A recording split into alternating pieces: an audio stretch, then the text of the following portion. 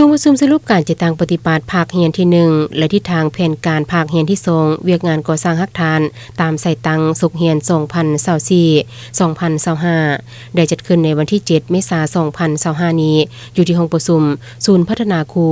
ภายใต้การเป็นประธานของท่านลมแพงสุขหัวหน้าแผนกศึกษาธิการและกีฬาแขวงมีบรรดาหัวหน้าแขนงห้องแขนงภายในและโรงเรียนที่ขึ้นกับแผนกศึกษาธิการและกีฬาแขวงแผนกการออมคางและห้องการศึกษาธิการและกีฬาเมืองห้องเจ้าเมืองออมคางเข้าร่วม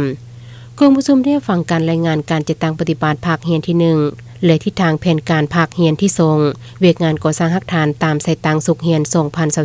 2024-2025ทั่วแขวงมีพนักงานราชการครูทั้งหมด 3,142 คนหญิง 1,753 คน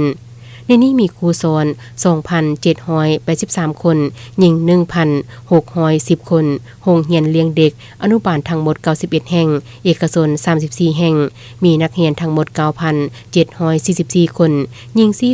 4,871 คนโรงเรียนประถมทั้งหมดมี321แห่งเอกชน24แห่งมีนักเรียนทั้งหมด 35,200 กว่าคนหญิง 16,900 กว่าคนโรงเรียนมัธยมทั้งหมดมี67แห่งเอกชน6แห่งต้นตุน37แห่งมัธยมสมบูรณ์29แห่งและมัธยมตอนปลาย1แห่งมีนักเรียนมัธยมตอนต้นทั้งหมด 18,400 กว่าคนหญิง 9,100 กว่าคนตอนปลาย 6,300 กว่าคนหญิง 3,055 คนศูนย์ฝึกวิชาชีพระยะสั้น5ศูนย์วิทยาลัยภาคเอกชน2แห่งมีนักเรียนทั้งหมด177คนหญิง110คนและมีโรงเรียนเทคนิควิชาชีพภาครัฐ1แห่งมีนักศึกษาทั้งหมด423คนหญิง101คน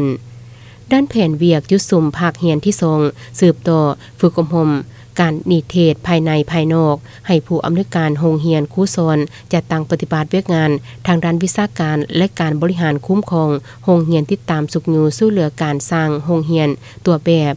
ตามแผนที่ได้กำหนดไว้ของขั้นแขวงและขั้นเมืองสืบต่อโฆษณาปลูกจิตสำนึกให้แก่ชุมชนให้เข้าใจความสำคัญของการศึกษาก่อนวัยเรียนส่งเสริมให้พ่อแม่ผู้ปกครองสุขอยู่ในเวียกงานการเรียนหูของเด็กเพื่อเตรียมความพร้อมในการเรียนให้มีคุณภาพพร้อมในกองประชุมแขกผู้เข้าร่วมยังได้ประกอบกับเห็นตัวบทสรุปดังกล่าว